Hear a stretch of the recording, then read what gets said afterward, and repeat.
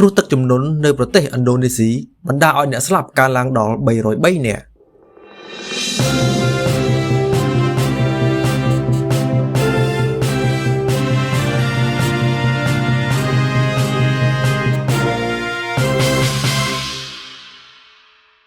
ទីក្រុងហ្សាកាតាទីភ្នាក់ងារកាត់បន្ថយគ្រោះមហន្តរាយឥណ្ឌូនេស៊ីបានឲ្យដឹងថានាថ្ងៃសៅរ៍ទី29ខែវិច្ឆិកានេះចំនួនអ្នកស្លាប់ដោយសារទឹកជំនន់និងបំណាក់ដីបន្ទាប់ពីភ្លៀងព្យុះស៊ីក្លូននៅកោះស៊ូម៉ាត្រាបានកើនឡើងដល់303នាក់ហើយនេះបើយោងតាមការចេញផ្សាយទីភ្នាក់ងារសារព័ត៌មាន Reuters យ៉ាងហោចណាស់មនុស្ស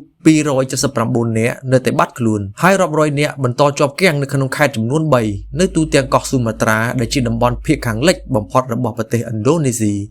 កម្លាំងជួយសង្គ្រោះកំពុងព្យាយាមទម្លុះឧបសគ្គរារាំងផ្លូវដែលបណ្ដាលមកពីការបាក់ដីហើយនៅមានមនុស្សបាននៅជាប់គាំងនឹងត្រូវការផ្គត់ផ្គង់ជាខ្លាំងនៅថ្ងៃអាទិត្យនេះយោធានឹងត្រូវបានដាក់ពង្រាយដើម្បីជួយដល់កិច្ចការប្រឹងប្រែងសង្គ្រោះទាំងនេះគូបញ្ជាក់ឲ្យដឹងដែរថាកាលពីថ្ងៃទី27ខែវិច្ឆិកាឆ្នាំ2025ប្រទេសឥណ្ឌូនេស៊ីបានប្រឹងប្រែងជំនះអ្នកស្រុកដែលជាប់គាំងនៅក្នុងទឹកជំនន់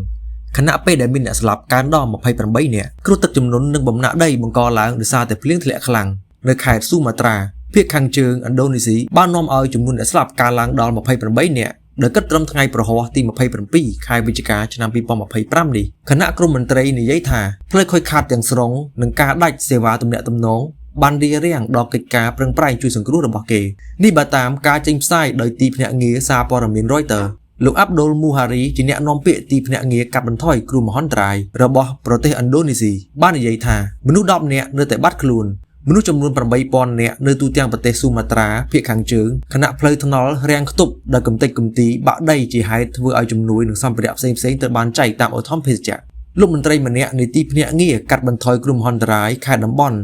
ស៊ីបូលហ្កានិងសេនត្រុលថាផានូលីស្ថិតក្នុងចំណោមតំបន់ដែលរងផលប៉ះពាល់យ៉ាងខ្លាំងបំផុតដែលខ្សែបណ្ដាញទំនាក់ទំនងនិងថាមពលត្រូវបានកាត់ផ្ដាច់គូបញ្ជាក់ឲ្យដឹងដែរថា